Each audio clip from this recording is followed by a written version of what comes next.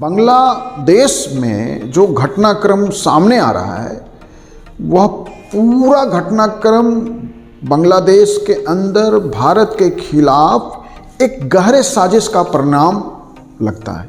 आप देखिए कि एक जैसे योजना के तरीके से चीज़ें हो रही हो।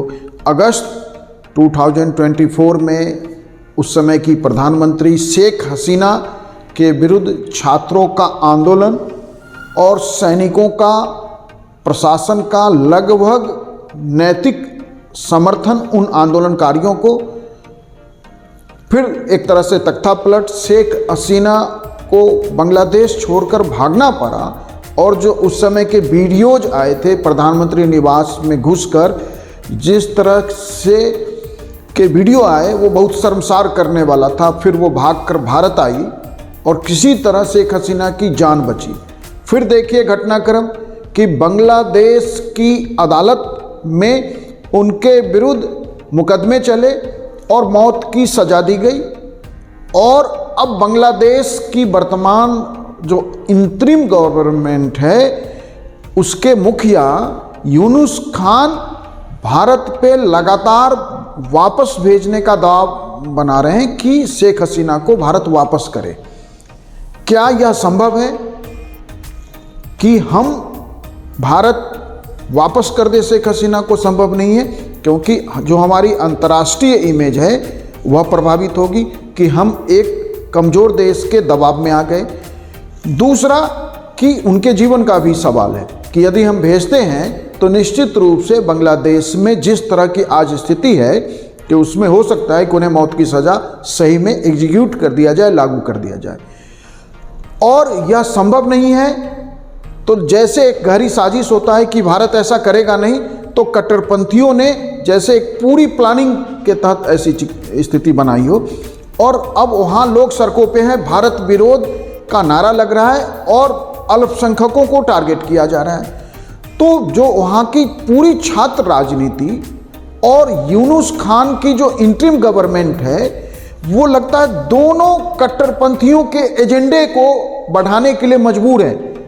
इसका अर्थ है कि जो वहाँ का फंडामेंटलिस्ट है उसके एजेंडे को ही छात्र राजनीति आगे बढ़ा रही है। छात्रों ने कोई ऐसी बात नहीं की जिससे बांग्लादेश के बेहतर भविष्य की बात हो।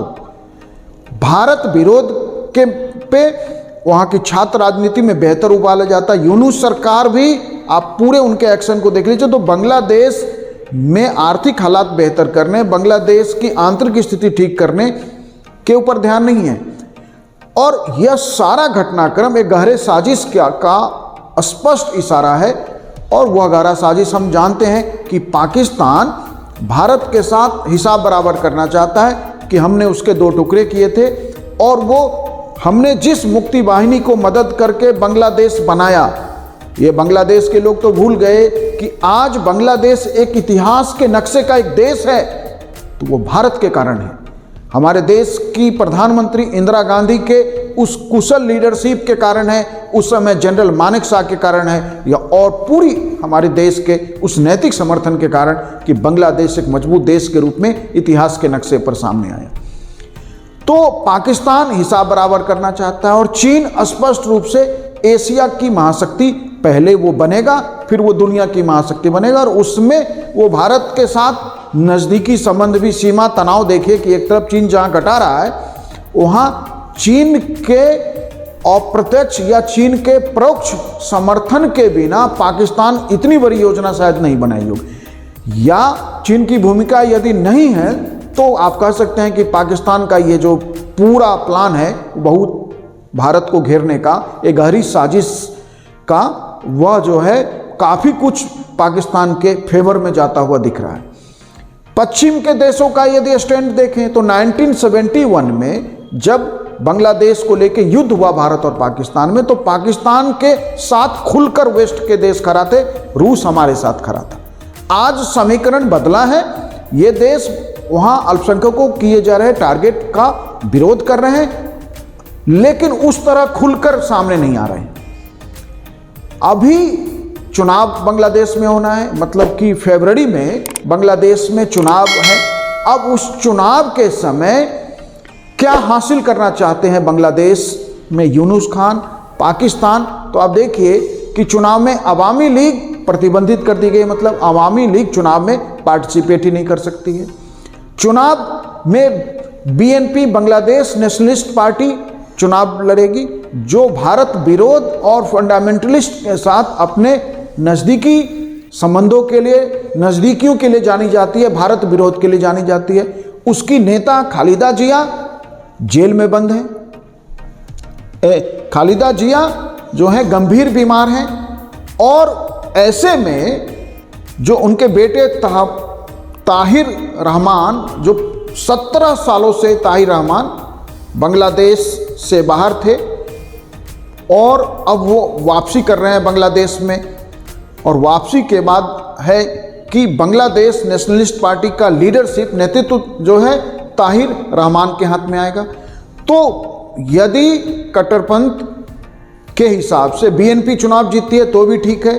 जो दूसरी पार्टी के रूप में एकदम छोटी सी पार्टी थी, अब वो धीरे धीरे मजबूत हो रही है, जमात इस्लामी, उसके नेता मोहम्मद ताहिर का एक घटनाक्रम अगर आपको ध्यान हो तो 2025 के शुरुआत में न्यूयॉर्क में यूनुस खान की उपस्थिति की में मौजूदगी में भारत के खिलाफ जिहाद की धमकी तक दी थी।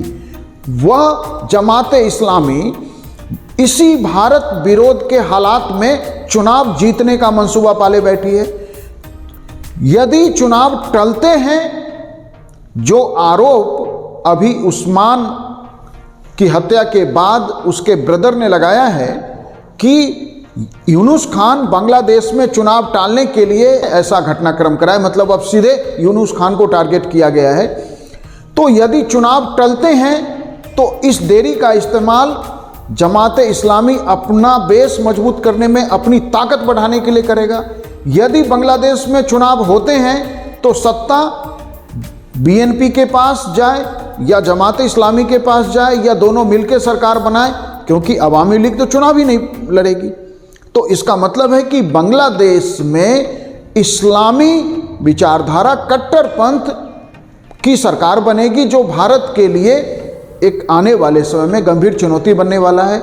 ऐसे में बांग्लादेश के पूरे घटनाक्रम पर भारत को गंभीर निगाह रखनी पड़ेगी और एक अच्छी डिप्लोमेसी, एक शानदार डिप्लोमेसी का हमें परिचय देते हुए बांग्लादेश में वहाँ के आंतरिक मामलों में डायरेक्ट इंटरफेरेंस के बिना, जो अंतर्राष्ट्रीय राजनीति के तरीके होते हैं, इंटरनेशनल डिप्लोमेसी में दुनिया के देश किसी भी देश में अपने हितों की रक्षा के लिए जो करते हैं, वो भारत की सरकार को भी अब भारत के हितों की रक्षा के लिए करना चाहिए। क्योंकि यदि बांग्लादेश में चुनाव हो जाते हैं तो कट्टरपंथ मजबूत होगा, क्योंकि आइदर बीएनपी की सरकार बने या जमात इस्लामी। चुनाव नहीं होते हैं तो जमात इस्लामी इस स्थिति का, भारत विरोध के इस हालात का और लाभ उठा के अपने को मजबूत करेगी। तो बांग्लादेश एक गहरे दलदल में है और उस दलदल का भारत के विरुद्ध क्लियर कट एक साजिश जैसा दिख रहा है, लेकिन भारत पे इसका जो प्रभाव होगा, परिणाम होगा, भारत एक मजबूत देश है, हम इस परिस्थिति का बेहतर सामना करेंगे और कोई ना कोई डिप्लोमेटिक सलूशन भारत सरकार निकालने के रास्ते पे काम भी कर रही होगी। Thank you.